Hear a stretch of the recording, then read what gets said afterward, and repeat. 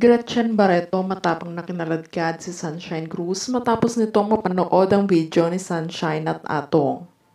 Hot topic at controversial pa nga din sa buong social media ang kapamilya actress na si Sunshine Cruz at Gretchen Barreto. Ito ay matapos mapag-usapan ng pang-abot ang dalawa dahil sa pang-aagawan sa isang lalaki. At mas mapapa nga daw dito ay tuluyan na ngang nabisto ni Gretchen ang dalawa na naglalabing-labing na mas lalong kanyang ikinadurog. Ngunit sa kabila nga nito ay binasag na nga din ng showbiz columnist na si Ogie Diaz ang lahat ng aminin nitong tinatagong lihim na relasyon nila ni Atong at Sunshine. At haka-hakang nabuntisan na nga ni Atong si Sunshine sa unang pagkakataon na hindi nalalaman ng legal husband nitong si Cesar Montano. Subalit sa pagkakataon naman na ito, sa naging latest update ngang ito ni Ogie ay marami namang netizens ang naalarma at may ilan na nagulat sa controversial ng tatlo. Kaya naman sa pagkakataon na ito, hindi na nga nila napigilan pa na ipagme-mention sila Sunshine, Atong at Gretchen upang magbigay ng kanilang official statement ukol sa issue na ito.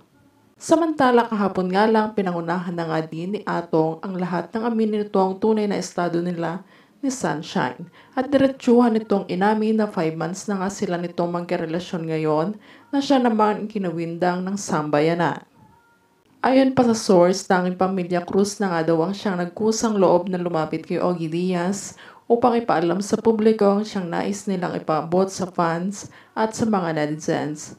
Ito'y dahil na nga din sa mga taong panay ang pagtatanong at pangungulit ng mga ito sa estado ng relasyon ngayon nila Sunshine at Atong at sa balitang nabuntis na nito ng tuluyan ng aktres.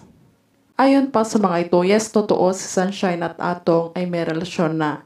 Wala nang masama at issue pa dito dahil pareho naman silang single at annulled.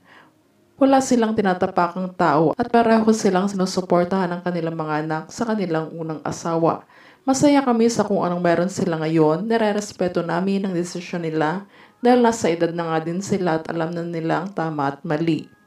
Samantala sa ngayon naman ay matinding pinag-uusapan sa social media ang biglang pagsugod ni Gretchen kay Sunshine. Matapos nitong mapanood ang viral video clip ni Sunshine at Atong na naghahalikan at naglalabing-labing. Sa pagkakataon na ito, hindi na nga nagpaligoy-ligoy pa at kinaladkad ito ni Gretchen sa harap ng maraming tao. Ayon pa kay Gretchen, wala nga daw araw na hindi siya nag-isip kung paano siya makakabawi sa panloloko nila Sunshine at Atong dahil sa panto nga daw na ito ay tuluyan na nga daw na natilim ang kanyang paningin at nauwi sa pisikalan ang lahat ng ito.